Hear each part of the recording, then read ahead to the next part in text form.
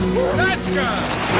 Did you know there are 1,200,000 puppies born every single day of the year? That's 6 times more new dogs than human babies. They come in more shapes and sizes than any other mammal. Ever since my childhood, they've been an important part of my life. One that's both rewarded and puzzled me. Dogs are cuddly. That's what I wanted. That's good. Talented. Intelligent. Dig him out! Oh, good girl. Manipulative. But where do they actually come from? Did they choose us, or did we choose them? And why? To answer these questions, I'm going on an evolutionary trail. It'll take me from the deserts of the Australian outback to an obedience class in Dorset. Leave Leave it. to leave it. Arthur. From the snowy peaks of the Rockies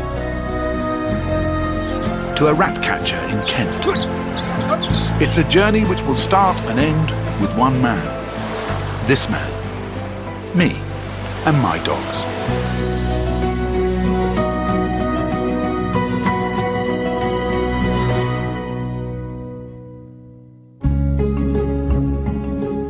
I'll admit it. Where dogs are concerned, I'm a pushover.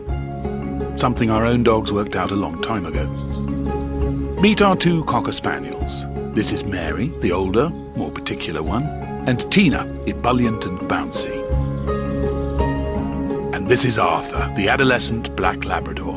My boy, the son I never had. Each one with their own distinct personality. It's sometimes easy to forget that we're a species apart. It's terribly important not to anthropomorphise or sort of project human values onto them, but I can't help feeling they're just little hairy people with 4 legs and nice long noses going about their business. And I find that terribly attractive and funny. Yet the more we personalise and humanise our dogs, the more we miss the darker clues to something much older and much more interesting. The buried bones, the snarls, the meals gobbled down at lightning speed, the bizarre obsession with poo. It's ancient, wild, untamed, very non-crufts. Mary, Arthur and Tina all boast certified bona fide pedigree blood. But what does that mean? Pedigrees are actually a recent invention. They tell you nothing about dogs' distant ancestors. In fact, very few dogs can be traced back more than 5 generations, however illustrious the breed. And there are hundreds to choose from. Scruffts, London's biggest annual dog show. It's a sort of giant canine love-in, where thousands of dog owners gather to parade their pets and celebrate their noble ancestry. And it's a chance for Arthur to enter the waggiest tail competition. It's 2nd place for Martin Clunes with Archie. Arthur! Well, I tell you, that dog's tail hasn't stopped wagging since he came in. It's still going now. Just a nice, gentle, steady wag. 2nd place. Congratulations, Martin. Where better to see so many of the 400 breeds recognised in the world today? Look at these, splendid, aren't they? You can keep your pyjamas in that one. Dribbly ones, hairy ones, mismatched ones, Beautiful. and of course, my ones. Oh, sorry. By meddling with nature, we've created the most diverse species on the planet. There we go. We've been practicing that for some days now, haven't we? And yes, a lot of them do look remarkably like their owners. In fact, we're still creating new breeds all the time. Kelly, who's this? Teddy. Teddy, Yeah. who is a... Golden doodle. What is it that he gives you, if you know what I mean? He's just there for me. Like, if I'm ever upset, he's there. Just kind of been there for me. And do any of your friends understand that? Are they jealous of you? No, not really. Really? What, Yeah. they think you're a freak? Yeah. Yet genetically, every single one of these animals is almost exactly the same. The fact is that Arthur, Tina and Mary, all dogs in fact, share an almost identical biological blueprint with one of the most feared and demonized creatures that ever walked the planet. Whether you've got a Doberman, a Chihuahua, a Whippet or a Mutt, no matter how long the pedigree, no matter how much you paid, it makes no odds. You're sharing your home with a wolf. Genetically speaking, the dog sleeping on your sofa is more than 99% wolf. It's where all dogs came from. Yet, while dogs love being around us, wolves are notoriously shy. So why did wolves first shack up with humans? And why did it last? There's only one way to find the answers. And that's by seeking out the company of their ancient relatives. Across a landscape where this story, my dog's story, and every single canine family tree really begins. Yellowstone Park in Wyoming, the home of the wolf.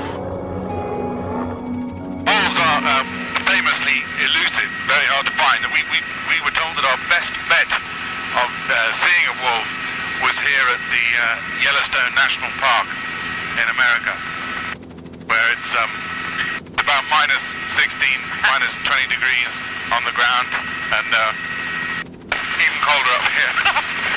Freezing. Pretty beautiful, isn't it? It's midwinter in the Rockies. Now's the time to spot wolves against the snow as they roam massive distances looking for a mate.